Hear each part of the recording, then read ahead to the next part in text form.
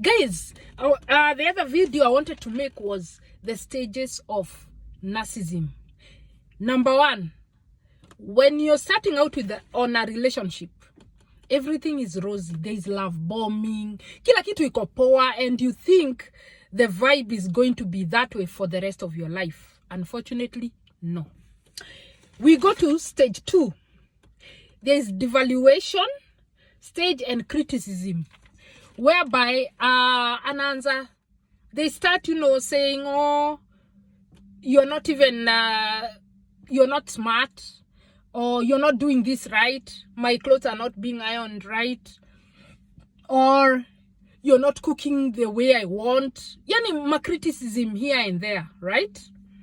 And then we go to gaslighting and making you question your own sanity, so you can see their own reality as the real version of the truth. Somebody comes and tells you this is the way things are supposed to be.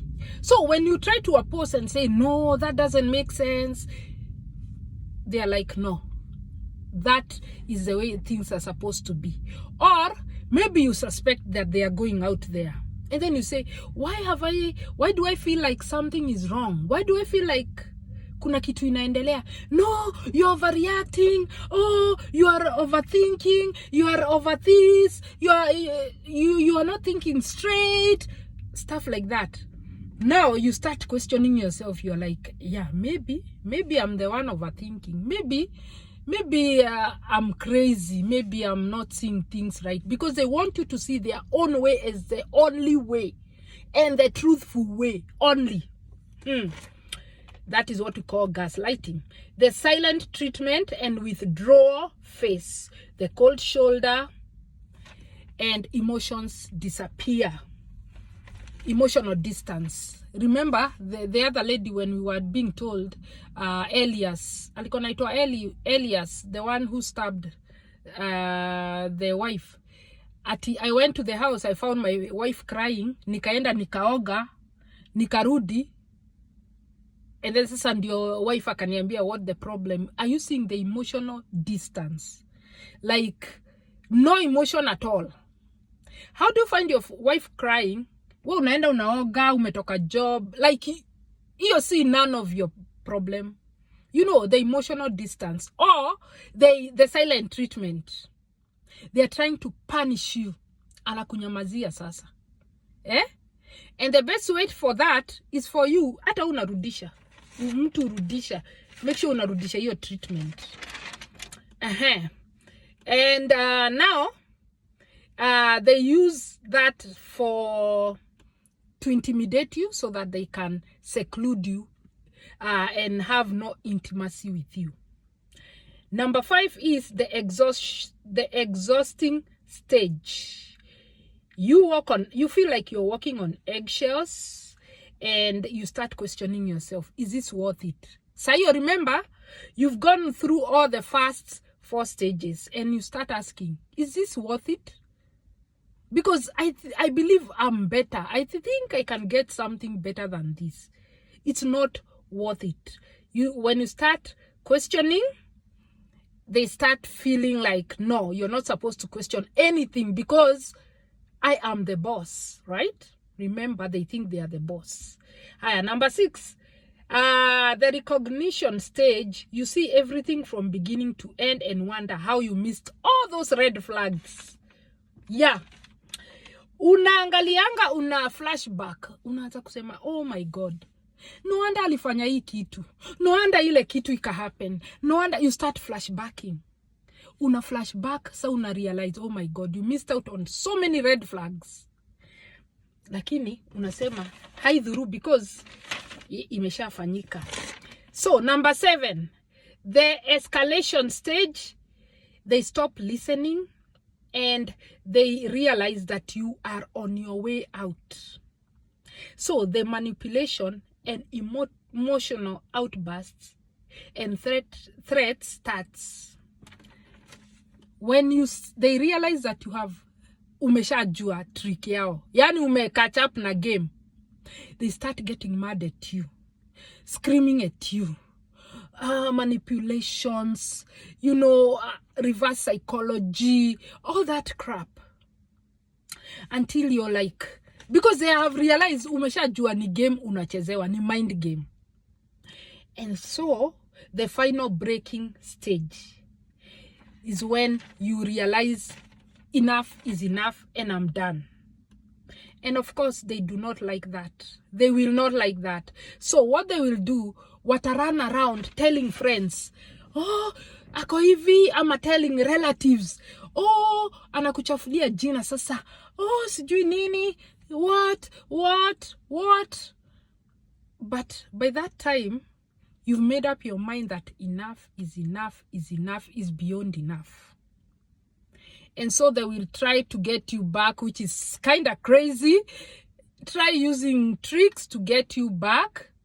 But let me tell you, you know, once you have decided out, forget. Because so many people usually go back. It's like how they make a joke. I invited my ex into my life again so that he can finish what he started. Actually, for me, I don't believe in going back to exes because he's an ex for a reason.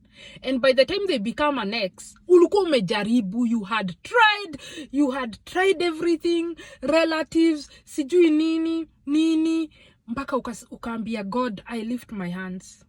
Nimeshindwa kabisa. God, take this cup away. Take it away. I cannot anymore. Because you realize this will be the end of you. Indio itakumaliza. So, maybe it wasn't meant to be.